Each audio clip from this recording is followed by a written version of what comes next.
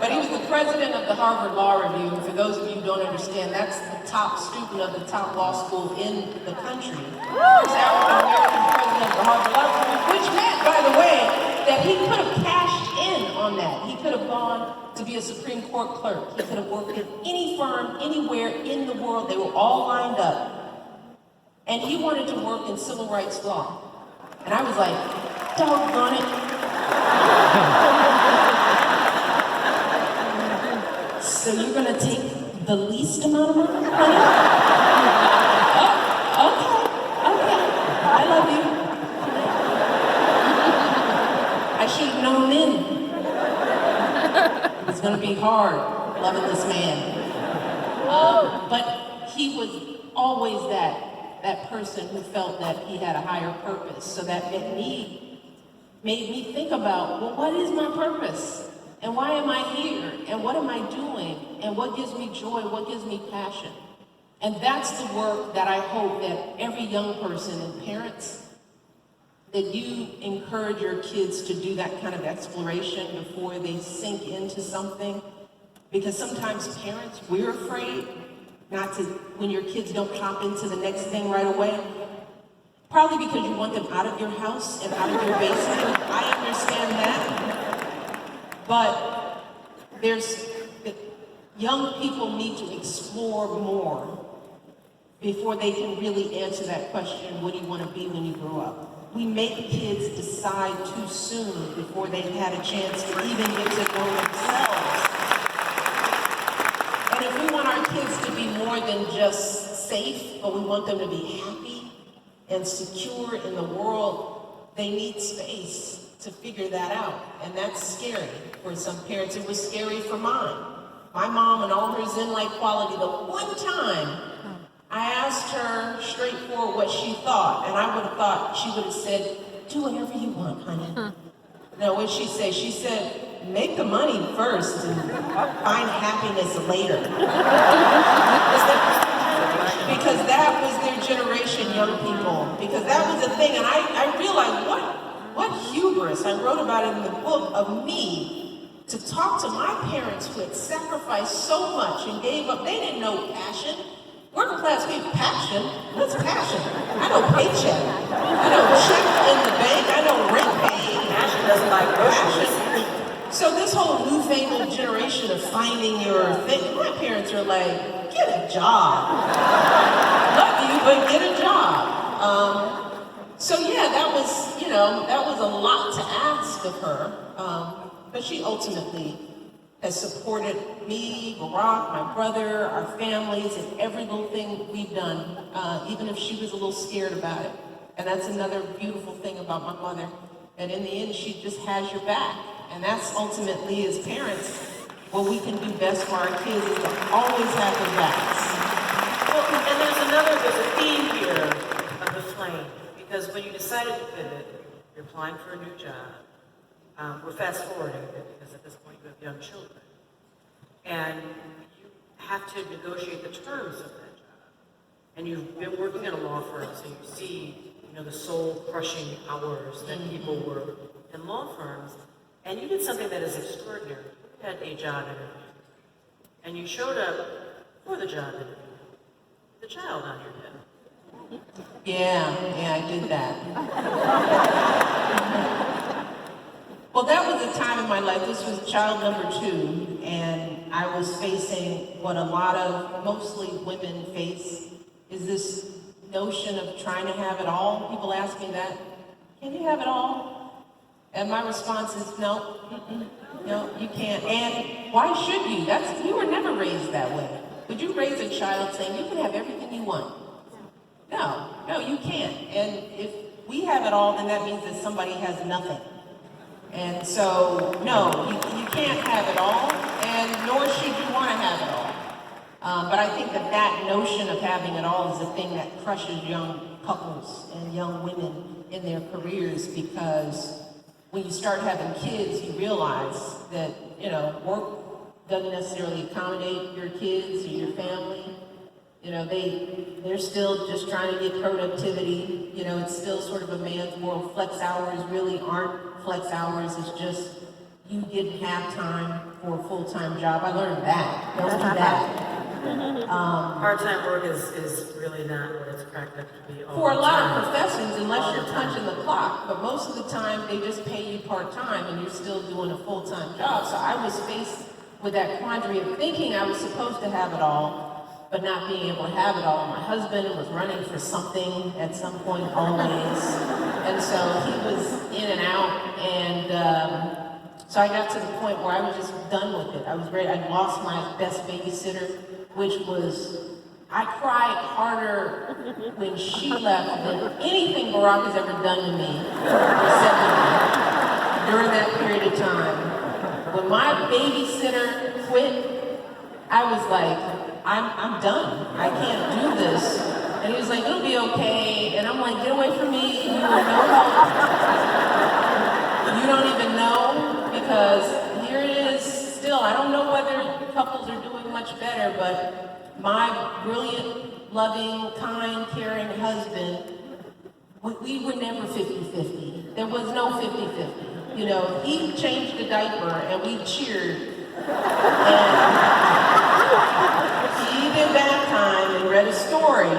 But when the real work happens, when somebody gets sick, or you're signing up for summer camp, or figuring out when to do the well child visits, or going shopping, or fixing their lunches, or figuring out when the parent-teacher conference is, and keeping the calendar, me, not him. So Glow was more important to me, my babysitter, than my husband was at that time in my life. And if any of you find yourself in that situation, it's normal. They're useless. Get a good babysitter and some girlfriends.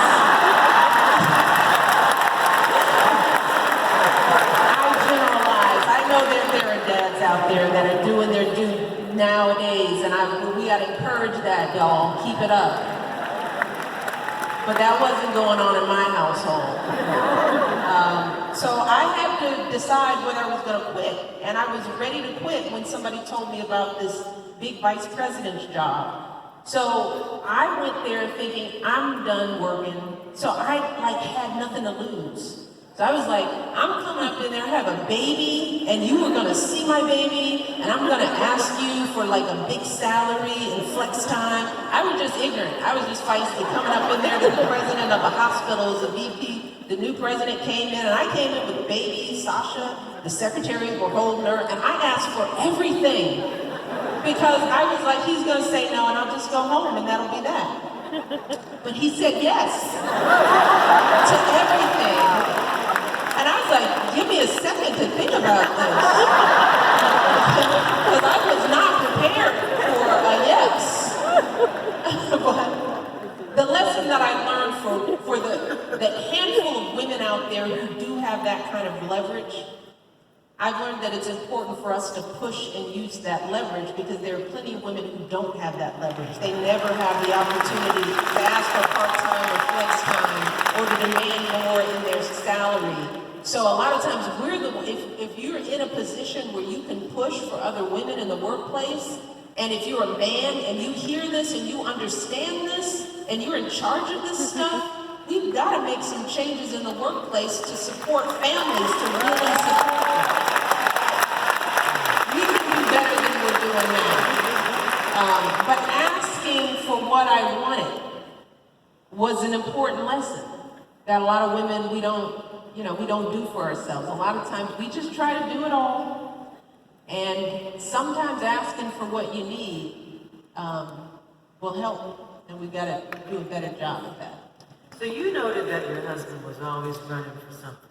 Always running for something. And at one point he ran for Senate office in the great state of Illinois, got to Washington, D.C., and very quickly after that decided to be president. Yes. And you had misgivings. Oh, God, yes. But at some point you got in the boat. Yeah. When and how did that happen? What was the moment where you decided this is important for the country. This is important for us, and I am not only going to do this, but I'm going to fully apply 150% of my efforts to make sure that this is successful. Well, before every request to run for something, in the back of my mind, I'd say no, because the no was about me and about my kids and the hardship that it would cost us. How I got to yes was that, man, you got to think about more than just yourself.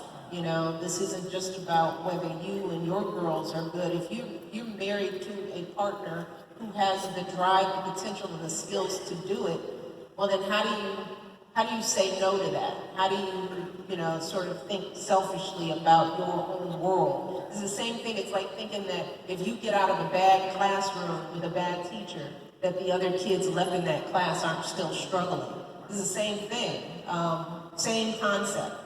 We have an obligation to do more than just look out for ourselves. And then the other truth was that I thought he wasn't gonna win. So I was thinking, y'all, that I could be that supportive wife, and then he would lose to Hillary in the primary, and I'd be like, oh, so sorry. I was there for you. Now go get a real job. I mean, there was no way Barack Hussein Obama was going to be the next president of the United States. I thought it was a good bet. Support him, be in there 100%, and then be there for them to pick up the pieces when he lost. And he didn't lose. He won.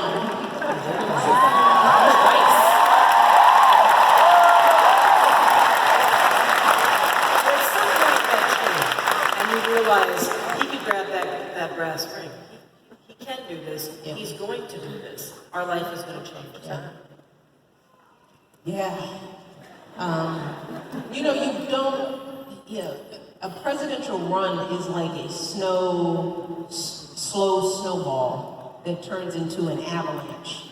And you don't realize, because it starts out as a teeny little ball, and then before you know it, you are in the bubble. And I refer to our lives in the White House as being in a bubble. And it began election night when, you know, we are sitting in the hotel room, and it felt like every other election night, primary night, because for those of you who haven't been closely involved in a presidential election, you've got a year of primaries. And you're winning and losing and winning and losing, and for us it was protracted because our opponent just didn't concede, so we had to go a little bit longer. To give you some idea of how long it went, you see this in the kids, because I remember it was like after South Carolina, we won South Carolina, there were balloons, confetti, a speech, and the kids were there, sometimes they're not, but whenever they were there, it was, as they said, party, party, party, ice cream. They love campaigning. They were like, this is great. Life is good. But after South Carolina, we came back, I think the kids were there, and Malia said, is Daddy president? And I was like, oh, no, he's not president. And she asked a very good question, was like, well, what's all this about? When's he gonna be president? And then right there, you're trying to figure out, how do I explain the electoral college process to a 9-year-old? And all I could say is, like, there are gonna be many of these, and I'll just let you know when it's in. That's why this is a picture from election night where you see we had to call the kids out from playing in the kids' room with chicken nuggets. And Sasha was really happy. And she looked like, why are we in here? And that's when they called it that Barack was president-elect. And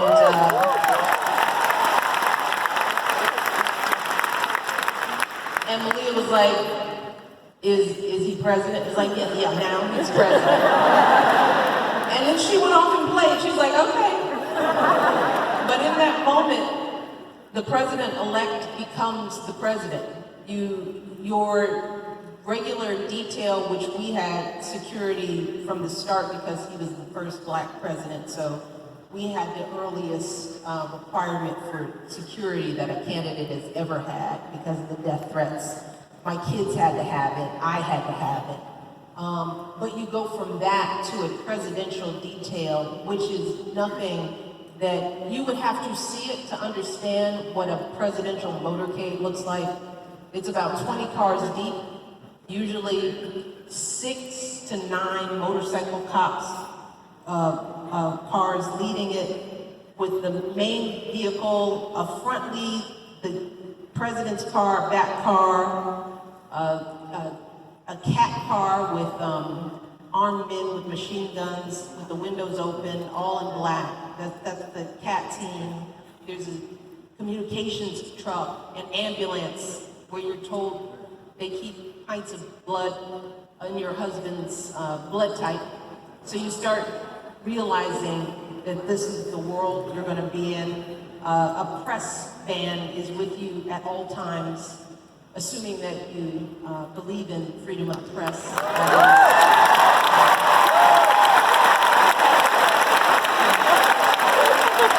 No shade.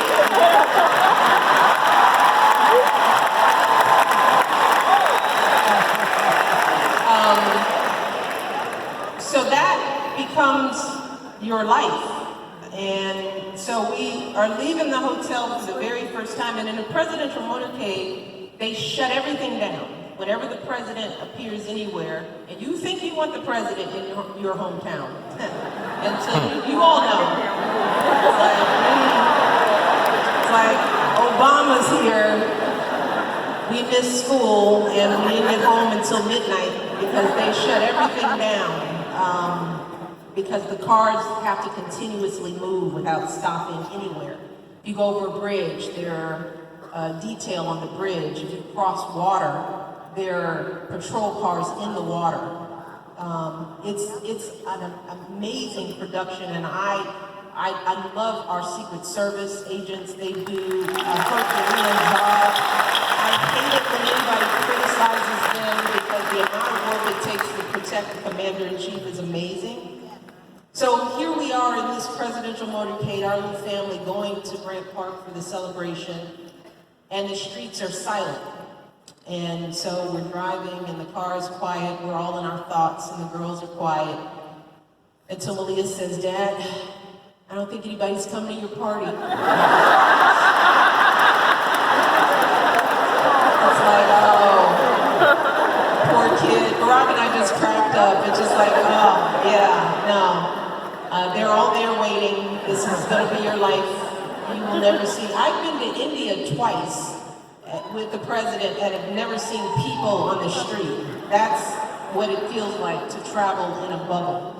So yeah, your life changes and no one can explain that. That's why we say there are only 45 people who have ever lived who understand truly what it means to be the President of the United States. Not the Vice President, not the Chief of Staff, not any generals. It is a unique experience that nothing can prepare you for. And that was something that there's no way that you're thinking about that when you sit down with your husband and you say, yes, I'm in. So what prepares you for raising children then? Because that is another layer of that, the uniqueness of the experience. And in asking the question, we should say that, you know, again, it's Mother's Day weekend, to honor the job that you did raising two beautiful, intelligent, kind, graceful young women living in a fishbowl under the public eye, without a manual. Yeah, no, there's no manual, no guide. Although I did make a point of reaching out to every living First Lady, had them over for tea, made sure I communicated with each and every one. I want everyone to make sure that they could always access that house, because every family who's there, that's their home, you know, and unless the family there gives you permission to even want to come back. So I wanted to send that message. So, and all of the First Ladies living were supportive and kind and caring. But yeah, there's no manual. But we took Barack and I, we took our childhoods, we took our knowledge of what a family was, and we carried it into the White House. You know, the one thing that I realized in this, because that was the scariest thing about this, was, and I saw this the first day I had to put my kids in a motorcade and send them to school. And there's this picture that breaks my heart of Sasha sitting in the back of her vehicle with the press splashing at her. She's just a little bitty face. That's her. And she was going to school for the first day, and I thought, oh my God, what have we done? How is that little person gonna turn out whole in this process? And let me tell you, y'all, when I said to the world that my first priority was being mom in chief, and then women criticized me for that, oh, yeah. A lot of people have forgotten about that. I was like, do you have kids? Do you understand what it takes to raise whole kids? And how if I don't prioritize my kids, if we all don't put our kids first, that's like the best public service that you can be as a parent is to raise sane kids. You can't save the world if you're not taking care of your own kid. And of course I was gonna work hard and do initiatives. That to me was a given. But I wanted to model what it meant to have a whole family. And that takes time and energy and lots of coordination. So we set out to just do what you do as parents. You know, you signal to them how they should feel, right? And Barack and I were like, this is fine.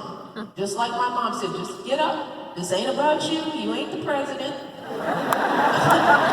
Go to school, do what you're supposed to do. Yes, you can have a play date. Oh, and having a play date with my kids.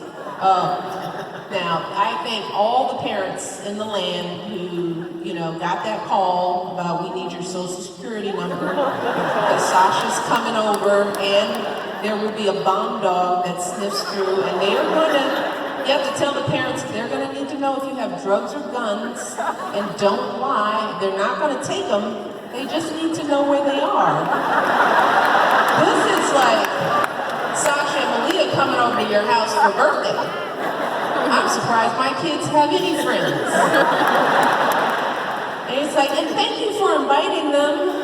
Oh, by the way, there's going to be an armed man sitting outside your door the whole time. Let him use the bathroom. I mean, that's, you know, so you're trying to make all of this normal with everyone, right? So it's like having a 2-year-old that bumps their head and looks up at you to see if they should cry. And if you're like, oh my God, they're like, oh my God. And we were like, no, you're fine. Get up, just keep going. You know, even when we go to parent-teacher conference and that presidential motorcade would come to the little that lower school with all the little babies, and there'd be 12 police cars and men on the roofs. I remember the first time we went and we were walking through the little courtyard with babies playing in the sandbox, and there were cat guys on the roof of the school with machine guns out. And Sasha looked at Barack and said, Dad, come on.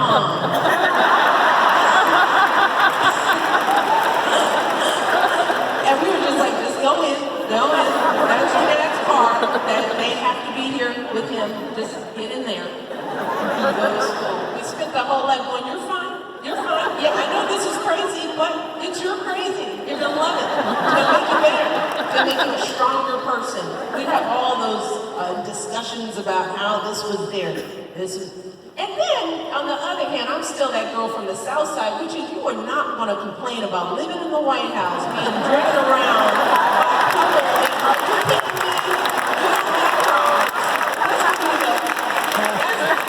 The girls still tease me. It's like, Mom gets that finger wagging, and then you feel bad because you were complaining. It's like, don't you complain. Their people don't have food. You better not complain. You are privileged. You know, so they heard many of those lectures. And then I go off to my room like, I don't know what I'm doing. But you allow them to be teenagers. Absolutely.